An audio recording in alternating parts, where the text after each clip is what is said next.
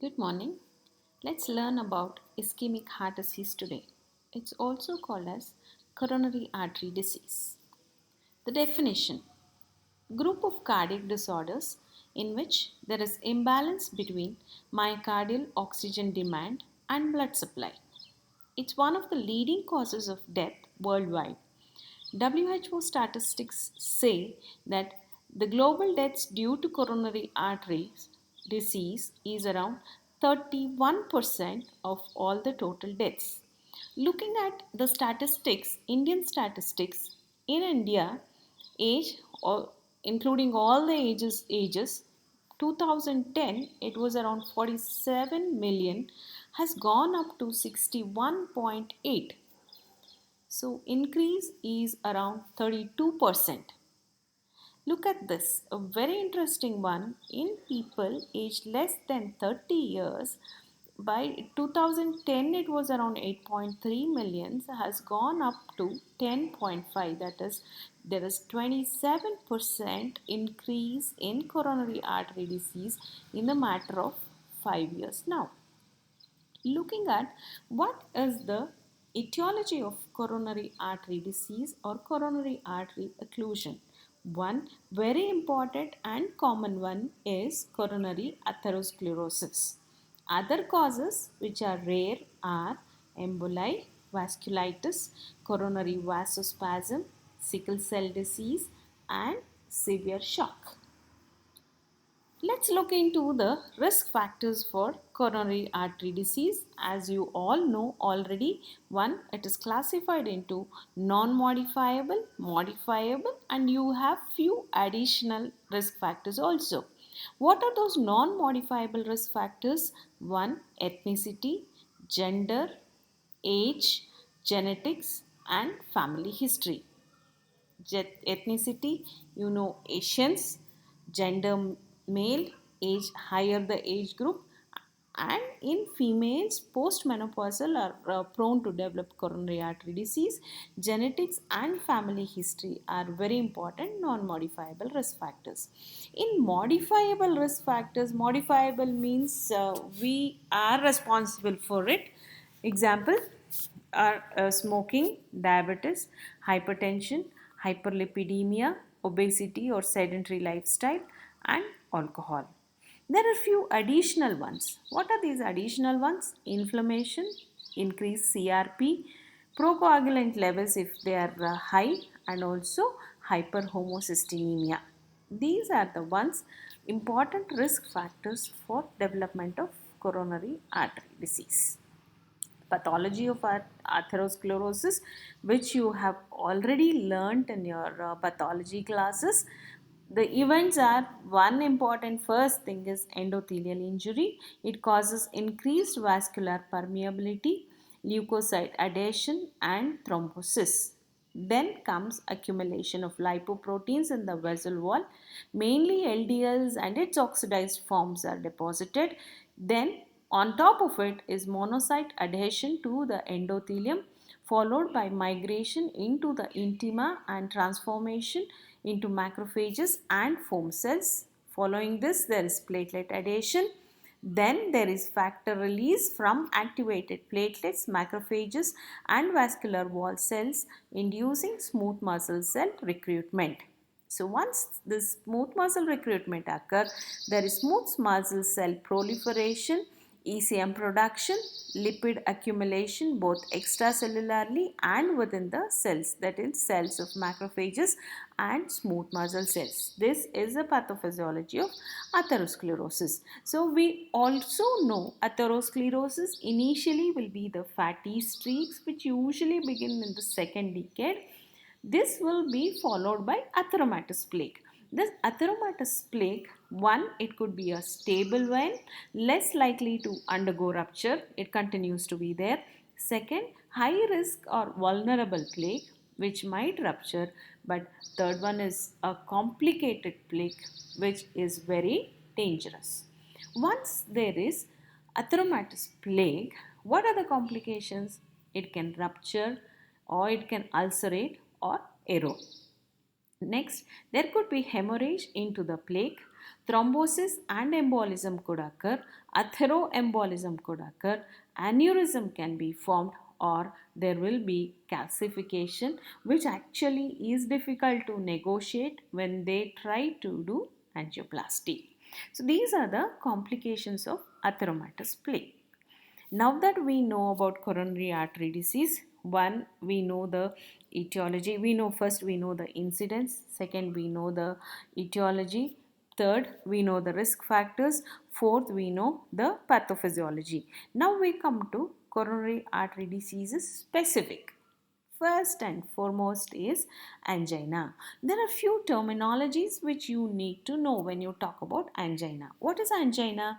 Angina is a clinical syndrome which presents as paroxysmal and recurrent substernal or precordial chest discomfort on exertion due to transient myocardial ischemia. This is stable angina.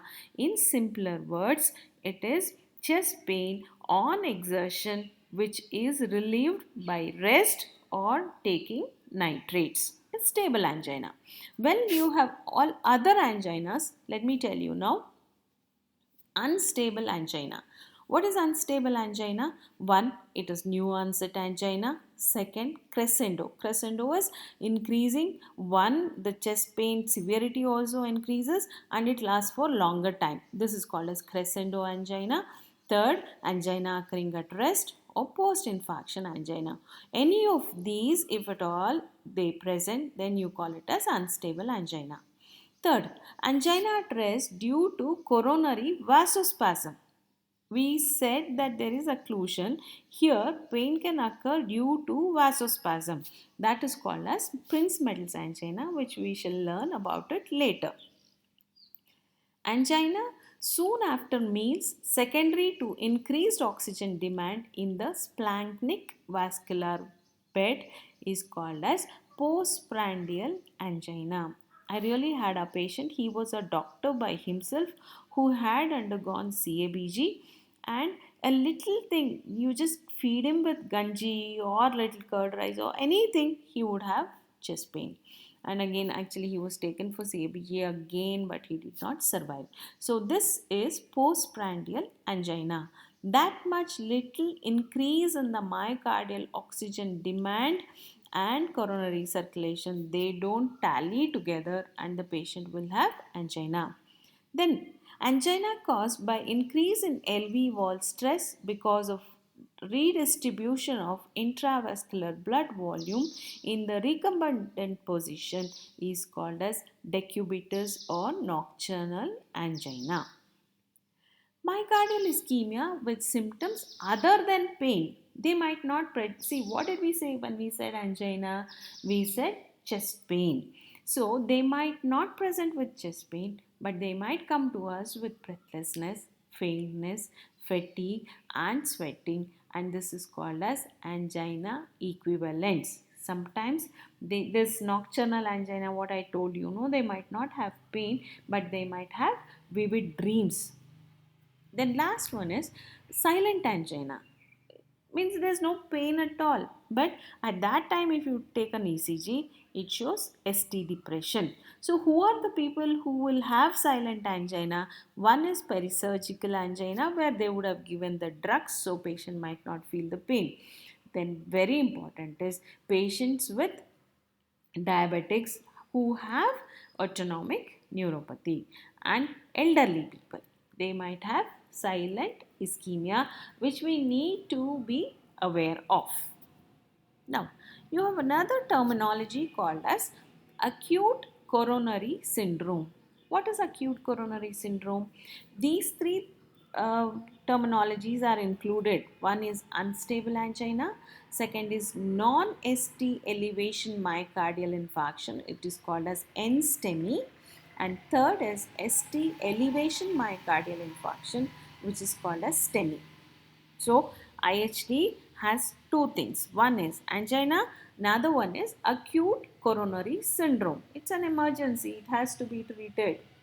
They might require admission to the hospital, you need to take care of them, you need to do higher investigations. All those things might require in acute coronary syndrome. So acute coronary syndrome includes unstable angina, NSTEMI and STEMI. So let's define them also. What is unstable angina? I think I've already told you while I was talking about angina. Angina with one of the four features. Which are these one of the four features? One, angina occurring at rest. Second, new onset severe angina. I was talking to you about crescendo, right? Within last 4 to 6 weeks. Crescendo pattern, that is previously diagnosed angina which has now become more severe, increased frequency and lasting longer. Let me tell you an example. The patient was getting chest pain only when he would walk for about a kilometer. He would just sit down and his pain would have gone. Okay, off late, what has happened? He just walks about 500 meters, he gets a chest pain, and he has to sit there for longer time for his pain to come down. So this is unstable angina. And the fourth one I told you, post infarct angina, also is an unstable angina. So one of the four features, angina at rest, new onset, crescendo pattern and post infarct angina. Then, what is NSTEMI? Unstable angina with evidence of myocardial injury as evidenced by elevated cardiac markers. Which are the cardiac markers? CKMB and troponin. So, in unstable angina, there will be ST depression, but the cardiac markers will not be high. In STEMI, there is chest pain, there is elevation of the cardiac enzymes, but there is no ST elevation. Previously, it was called as subendocardial infarction, which is not used now. Then STEMI. ST elevation MI, there is myocardial injury is associated with both ST elevation and raised cardiac biomarkers like CKMB and troponin. I only hope you understood by now. Unstable angina, there is partial rupture of an artery does not cause permanent damage to the heart. Then, whereas STEMI, it is classical heart attack, causes extensive cardiac damage. There is necrosis. Whereas NSTEMI, it is intermediate form of ACS where there is damage to the heart is less when compared to ST elevation MI. So all these three things come under acute coronary syndromes. Okay, now can we go on to angina pectoris?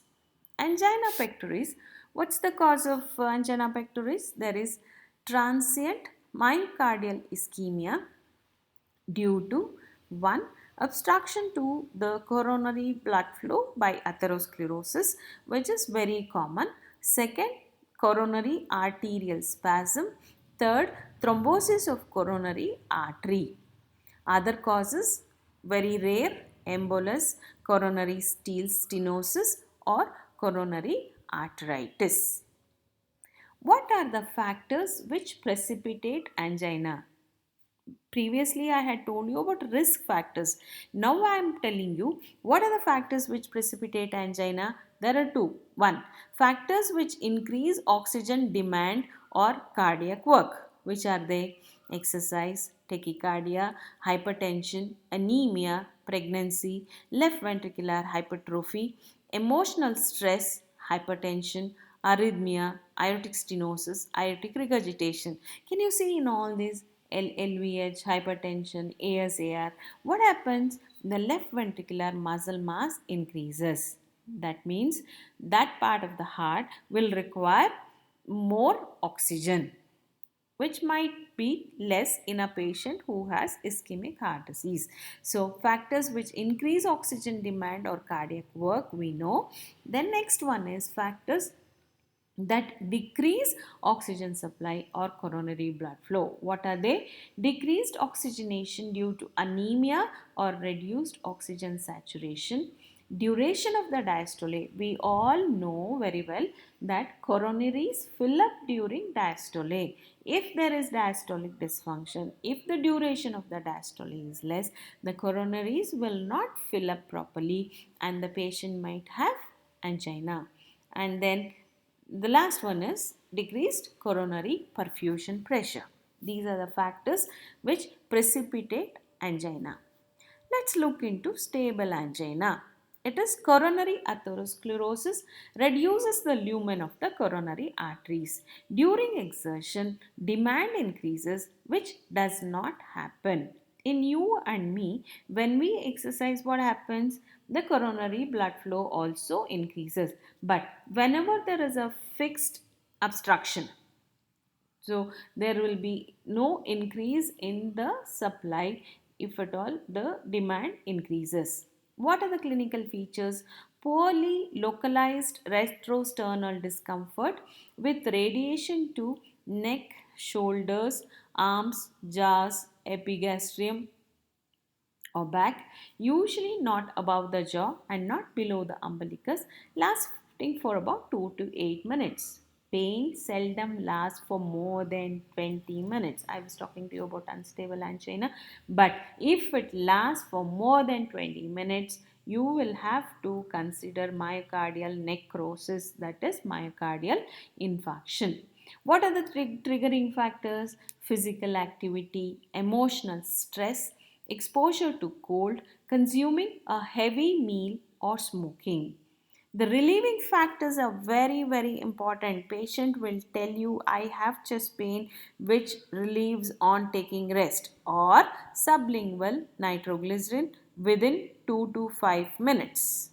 So, chest pain which comes on exertion, either it be physical or emotional stress, which will come down or which is relieved on taking rest or sublingual nitroglycerin, is stable angina. Let me show you a picture that is Levain's sign, that is clenched fist over the chest. The patient will come to you with this clenched fist over the chest saying, I have this pain on exertion.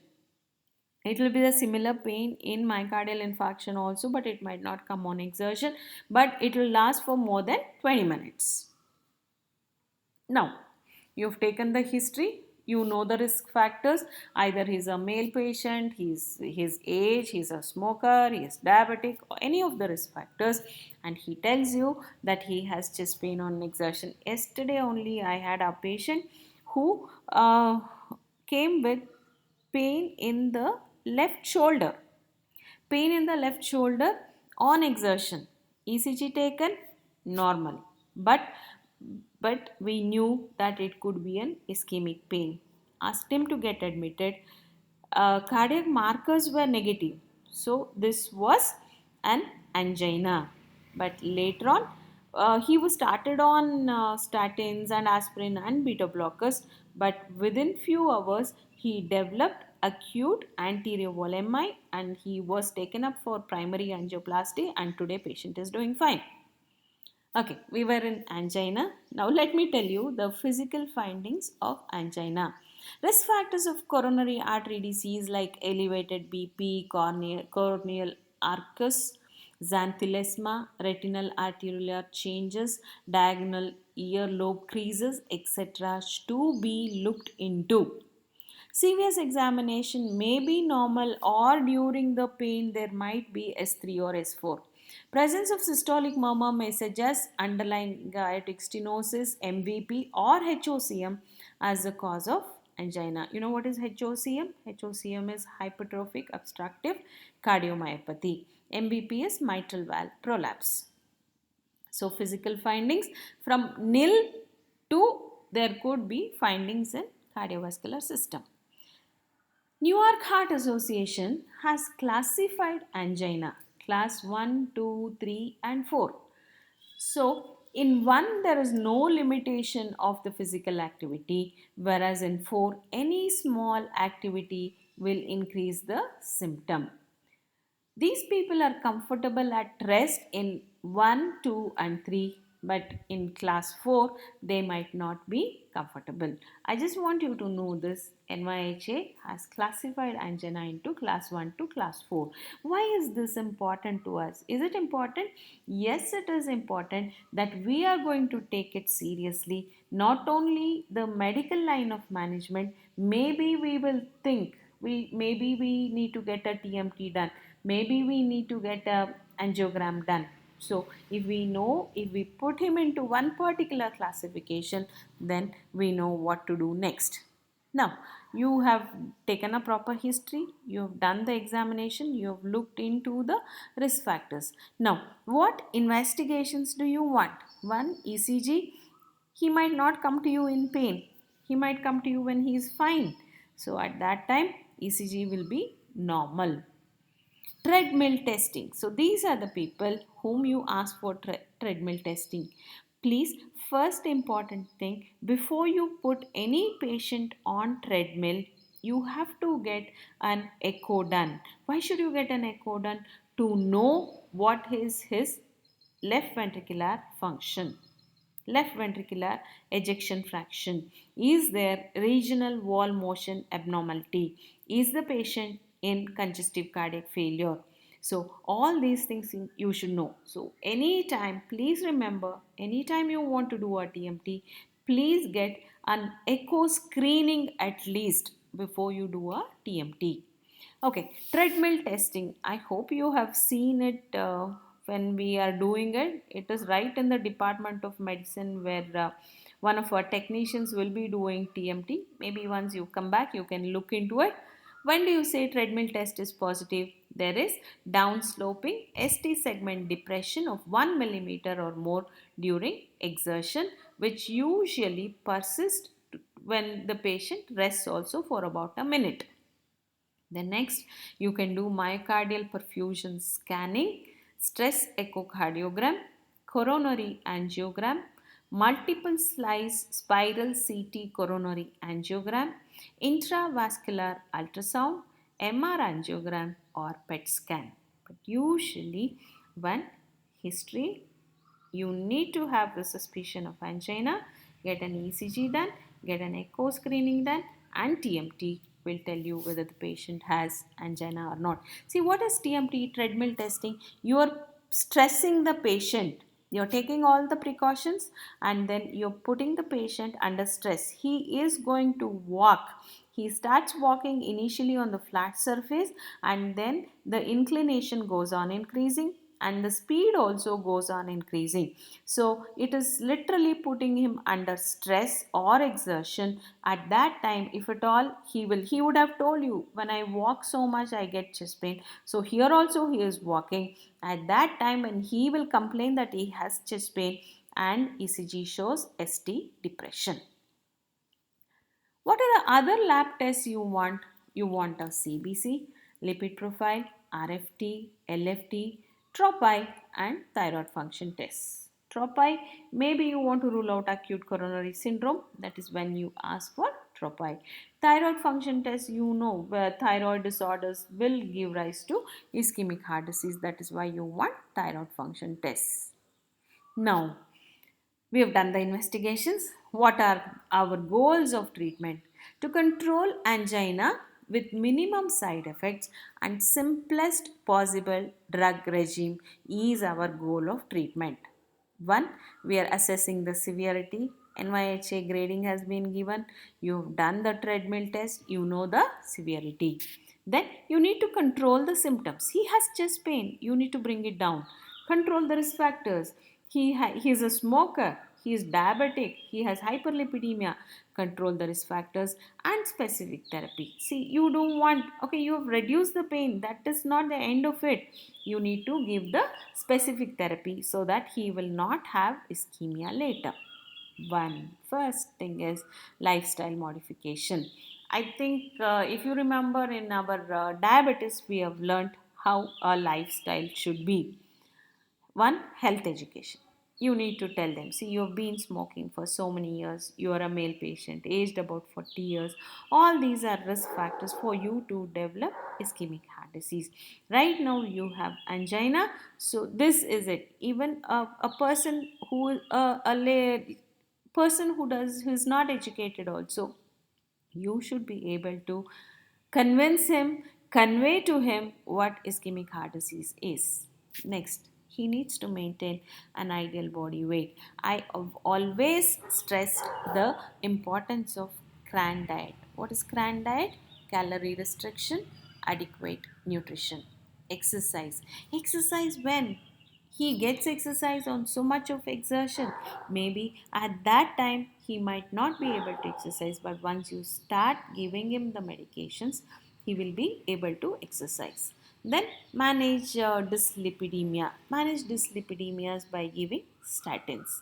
Manage comorbid conditions like diabetes, hypertension, aortic stenosis, hypertrophic cardiomyopathy. For all these, treatment has to be started, because I think I've spoken to you about metabolic syndrome also. All of them, IHD, diabetes, obesity, lipid, all of them come under metabolic syndrome. They are the risk factors for coronary artery disease, which will have to be taken care. Now once you have given him the lifestyle modification, what comes next is anti-anginal drugs. This you have already learnt in your pharmacology. I am not going to go in detail about each one of them. Very important points only I'm going to highlight. First comes nitrates, short acting glyceryl trinitrate. We were talking about which the pain which reduces by sublingual GTN. That is, immediately the pain comes down because it is short acting. Then so GTN is short acting. Nitroglycerin, usually given as IV, is also short acting. You have long acting like isosorbide mononitrate and dinitrate. They are long acting. Nitrates act directly on the vascular smooth muscles, producing both arterial and venous dilatation. So they are both arterial and venous dilators. They lower the BP, reduce both preload and afterload, because they cause both arterial and venous vasodilatation. They increase myocardial oxygen supply. This is what we want. Indications, prophylaxis and treatment of angina. What are the contraindications? Concurrent use with phosphodiesterase inhibitors like sildenafil, where it is also vasodilator, but both of them given together will produce severe hypotension. Another contraindication is HOCM, where there can be sudden death, severe AS, severe mitral stenosis, constrictive pericarditis, and closed angle glaucoma, where you don't want the dilatation to occur. What are the side effects? Headache, tachycardia, hypotension, and after some time they might develop tolerance. What are the routes of administration? You have sublingual, you have oral, you have IV, you have patches. All these are the routes of administration of nitrates. Next, you have beta blockers. You have cardioselectives and non-cardioselectives. What are these cardioselectives? Important are metoprolol and bisoprolol. We in our regular practice, we either use metoprolol or carvedilol. You very well know carvedilol along with beta blocking properties has alpha blocking property also. What do these beta blockers do? They reduce oxygen demand by reducing heart rate, BP and myocardial contractility. So can it be given with nitrates? Yes, it can be given with nitrates. They inhibit apoptosis. They have antioxidant effects, anti-proliferative properties, and counteract the adverse effects of catecholamines. They also have, like say this beta blockers have anti-arrhythmic effects. When we talk about anti-arrhythmic drugs, you have these beta blockers are classified under anti-arrhythmic drugs also. So beta blockers are very important, especially cardioselective beta blockers. And then comes the calcium channel blockers. that is dihydropyridine group, nifedipine, amlodipine, non-dihydropyridine group, that is verapamil and diltiazem. They produce coronary dilatation, peripheral arterial dilatation they cause. They have negative inotropic effects, but they cause reflex tachycardia, which we really do not want. They have to be avoided in impaired ventricular function. You don't give. Verapamil and diltiazem have antiarrhythmic property. We usually do not advocate calcium channel. We would prefer nitrates and beta blockers. So important ones are nitrates, beta blockers, calcium channel blockers. You have second line anti-anginal drugs. Which are they? These are the newer ones, okay? Potassium channel openers. Example, nicorandil, that is arterial and has ventilator effect by causing smooth muscle relaxation. It does not develop tolerance. The latest drug is, I think you will have a 3-mark question on this, ivabradine. It selectively inhibits inward sodium potassium current, which is an important pacemaking current in the cells of SAN. This slows the rate of diastolic depolarization and induces bradycardia. It does not have any other cardiovascular effects, like it does not have effects on contractility, AV conduction, or hemodynamics. It can be combined with other drugs and it is safe in heart failure. It is contraindicated only in sick sinus syndrome and AV block because it purely reduces the heart rate. So why are we interested in reducing the heart rate? Because one, it brings down the sympathetic activity, heart rate comes down. That means the oxygen demand comes down. Then the latest one is ranolazine. It inhibits late sodium channels in cardiac cells and it does not affect the heart rate or the BP. Only thing is patients, they complain of constipation on taking ranolazine, which you need to be aware of, and that can be taken care. So with those 3 drugs, we have second line of anti-anginal drugs, which are there. One is potassium channel openers, second is ivabradine, and third is ranolazine. Now, very important is antiplatelet therapy. It is given to reduce the mortality and the risk of adverse events like myocardial infarction. So, every patient you suspect ischemic heart disease, angina should receive antiplatelet therapy. The first one, which we know from ages, is aspirin. It inhibits the synthesis of prostaglandins, namely thromboxane A2, which is a potent vasoconstrictor and platelet activator. And the next, you have clopidogrel, a thiopyridine, which inhibits ADP dependent activation of GB2B and 3A complex and prevents platelet aggregation. Other two are prasugrel and ticagrelor, where our new P2Y12 antagonists have higher platelet inhibition compared to clopidogrel. But we usually use aspirin and clopidogrel initially together, both of them, if at all you have heard, like statins, aspirin and clopidogrel, all 3 of them together they will be given. Maybe after 6 months or so you can make it as one only.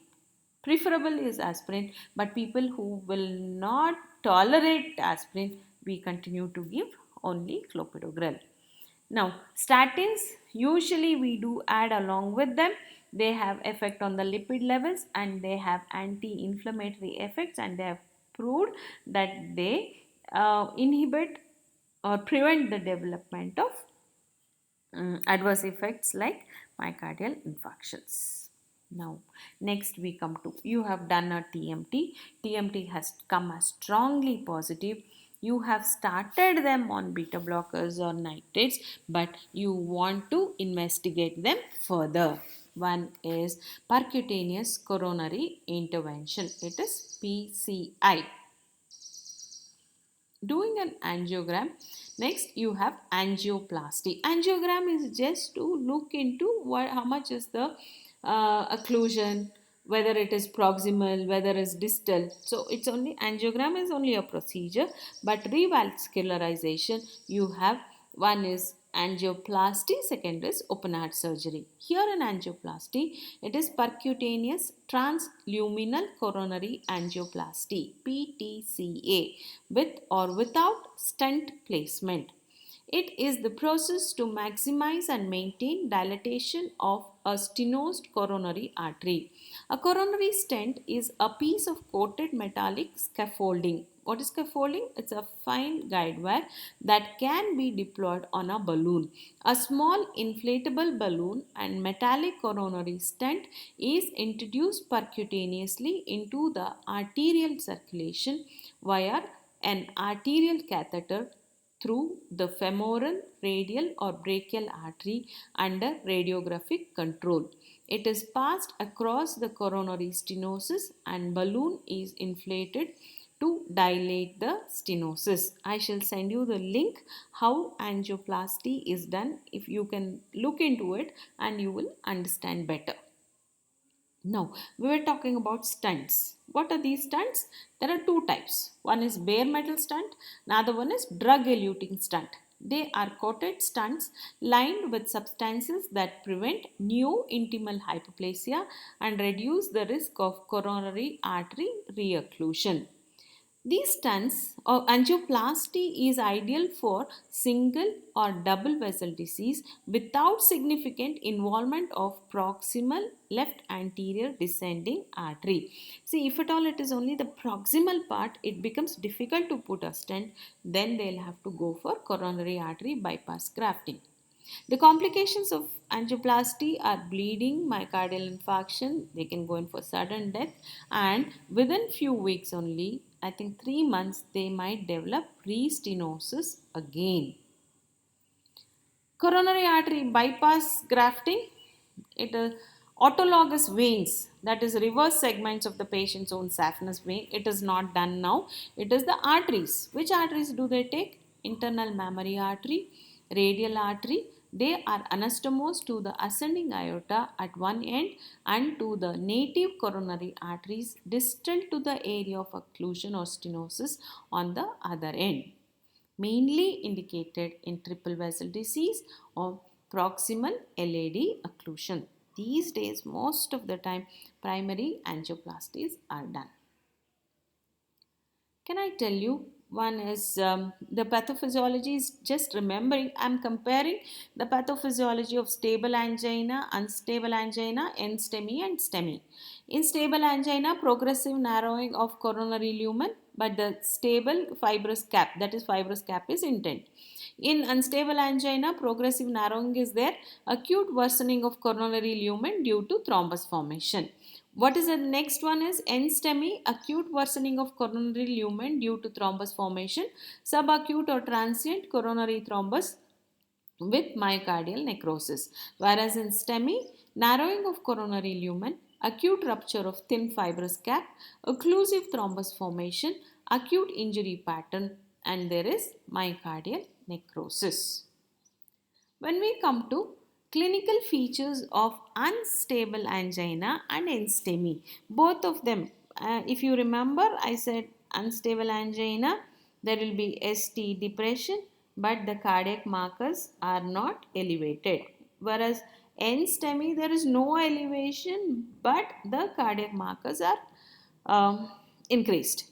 Substernal chest pain at rest or minimal exertion. Characteristics of chest pain are same as that stable angina but more severe and last longer. Examination may be normal or may show diaphoresis, pale cool skin, sinus tachycardia, third or fourth heart sound, bilateral basal crepitations, and sometimes hypotension. Investigations, there is ST depression and or T wave inversion in the leads corresponding to ischemic areas. Cardiac enzymes CKMB and troponins elevated in NSTEMI but not in unstable angina. Now, the treatment is almost the same. Important is admission to ICU, bed rest, high flow oxygen, antiplatelet agents, aspirin, clopidogrel, antithrombotic therapy. One important thing here is low molecular weight heparin, Then probably you do an angiogram followed by angioplasty or CABG. So what is the difference between stable angina and unstable angina in STEMI? Stable angina, history, do the investigations, treadmill. Maybe he can be managed with medical line of management, or later you ask him to do um, an angiogram plasty later on. Here, as soon as you think it is unstable angina or STEMI, you're going to admit the patient to ICU because you don't want him to progress to STEMI, ST elevation MI. You don't want it to occur because it is end-to-end necrosis. Here it is only subendocardial. There it will be full end. Myocardium will be involved. Admission to ICU, oxygen, low molecular weight heparin, and all others you treat as you are treating angina. But late, you are not going to subject him to TMT. You are going to take him up directly for angiogram, plasty, or CABG. One word about Prinzmetal's angina. It is also called as variant angina or vasospastic angina. What's the pathology? Pathology is vasospasm. ECG shows transient ST elevation. Attacks can be precipitated by hyperventilation. Pain can occur at night, at rest, or mild exertion. The prognosis is better than those with fixed significant obstructive lesions because it is only vasospasm. The drug of choice is calcium channel blockers. This is very, very important. This will be asked in your viva. What is the drug of choice in stable angina? What is the drug of choice in Prinzmetal's angina? Is calcium channel blocker. You are not supposed to give beta blockers because there is already vasospasm. You give by beta blockers, they might have deleterious effects. So now today you have learned about ischemic heart disease, the risk factors, why does ischemic heart disease occur. Then you have learned about angina and ACS. In ACS you have learned about unstable angina and STEMI, and you have learned in detail about angina, how do you proceed, what is angioplasty, what is CABG, everything. And now you have the assignment. I've just given you 4 questions, 5 marks each. You need to write down. Okay, thank you all.